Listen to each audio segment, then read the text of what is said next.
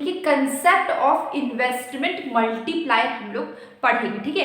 तो मल्टीप्लायर क्या है और इसमें हम लोग क्या पढ़ रहे हैं, इन्वेस्टमेंट मल्टीप्लायर। देखिए मल्टीप्लायर को हम लोग के से डिनोट करते हैं। मल्टीप्लायर को कहाँ से डिनोट करते हैं, के से।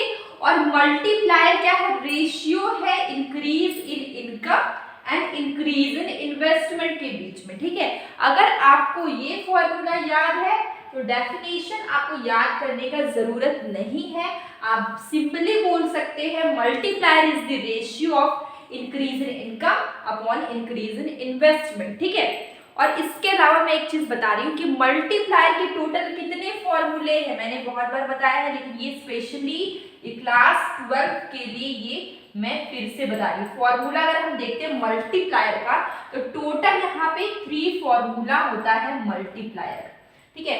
फर्स्ट फॉर्मूला ये वाला k is equal to change in y upon change in i, this is first formula, ठीक है। जहां पर आपको पता है मल्टीप्लायर क्या है, दो चीज का रेशियो, इंक्रीज इन इनकम और इंक्रीज इन इन्वेस्टमेंट। इनकम बोलिए नेशनल इनकम बोलिए, बात एक ही है, ठीक है।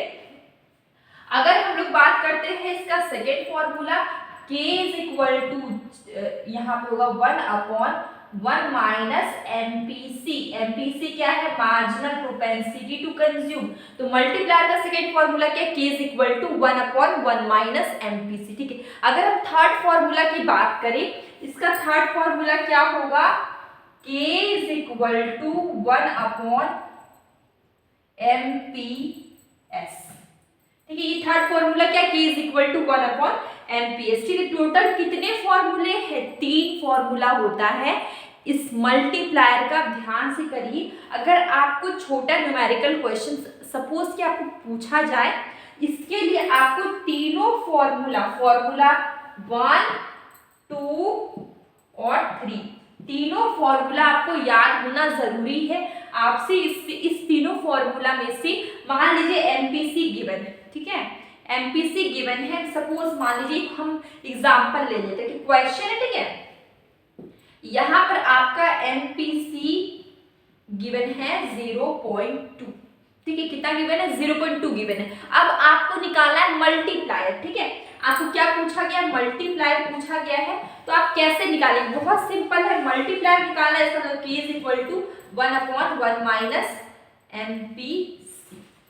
आप क्या करेंगे, 1 अपॉन 1 माइनस 0.2, ठीक है। मतलब यहाँ पे माइनस करेंगे, आएगा 0.8, पॉइंट हटेगा तो कितना आ जाएगा, आप इसको डिवाइड कर लीजिए, आपका आंसर हो जाएगा।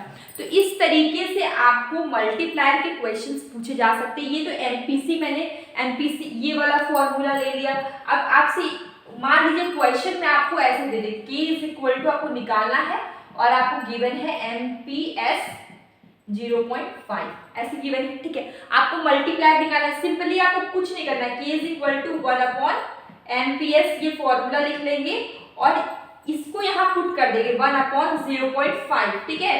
पॉइंट हटेगा, यहाँ पे आएगा 0, इसका आंसर आ गया 2।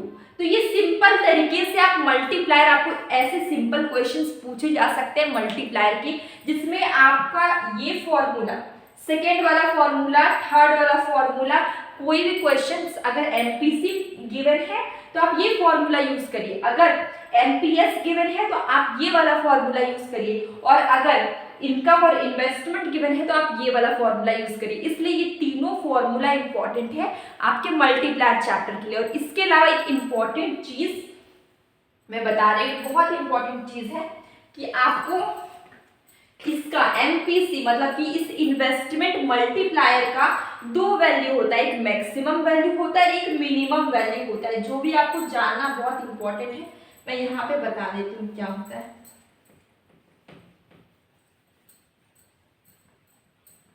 देखिए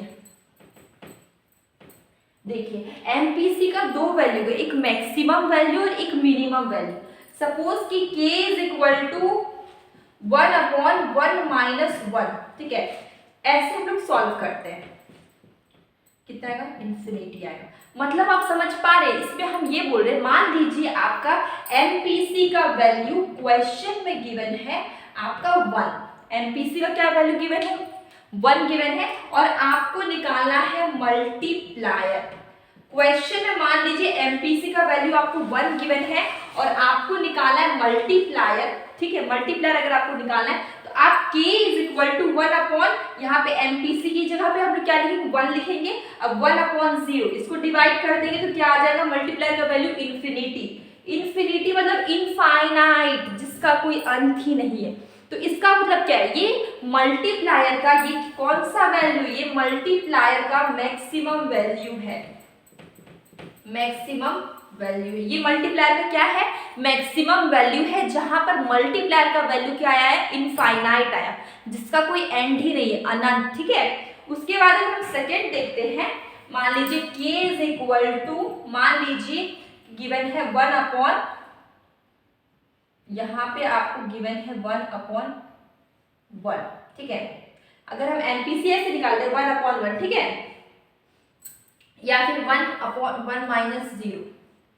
अगर मान लीजिए एमपीसी का वैल्यू क्वेश्चन में आपका 0 गिवन है, ठीक है, यहाँ पे हम लिखते हैं क्वेश्चन, ठीक है, क्वेश्चन में एमपीसी का वैल्यू आपको 0 गिवन है और आपको निकालना है मल्टीप्लायर, ठीक है। तो आप लोग वही फॉर्मूला यूज करेंगे, ये वाला 1 upon 1 minus MPC, 1 minus MPC, MPC का वैल्यू क्या है 0 है, हम लोग 0 रख दिए। अब हम लोग इसको सॉल्व करेंगे, ठीक है, तो यहाँ पे तो आएगा 1 ही, ठीक है।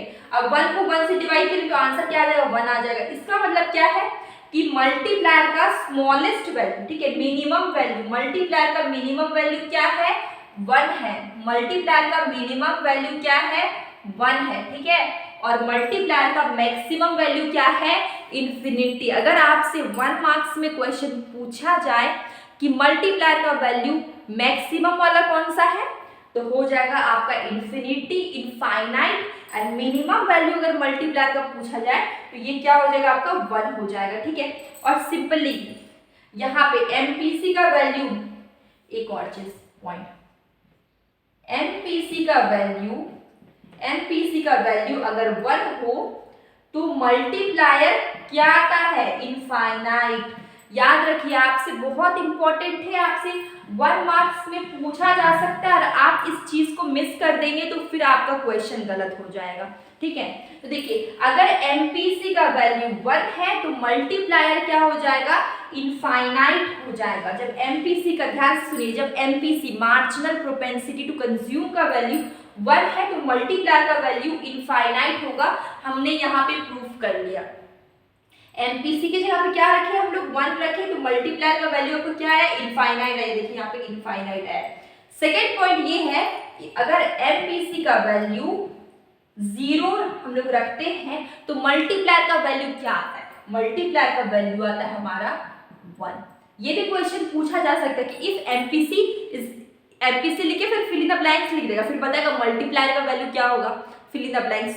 अगर इस तरीके से बता दें कि इफ एमपीसी इक्वल टू 0 और मल्टीप्लायर का वैल्यू क्या है फिल इन द ब्लैंक्स लिख देगा, तो आपको पता हो कि एमपीसी का वैल्यू अगर 0 होगा तो मल्टीप्लायर हो जाएगा 1, और अगर एमपीसी का वैल्यू यहाँ पे 1 होगा तो मल्टीप्लायर हो जाएगा आपका इनफाइनाइट, ठीक है। तो ये दोनों बहुत ज्यादा इंपॉर्टेंट है, चाहे आप क्लास 12 में पढ़ रहे हैं, आप आगे इकोनॉमिक्स आगे पढ़ेंगे तो भी, और ये चैप्टर भी इम्पॉर्टेंट है। तो ये छोटा सा मैंने यहाँ तक आपको आज बता दिया।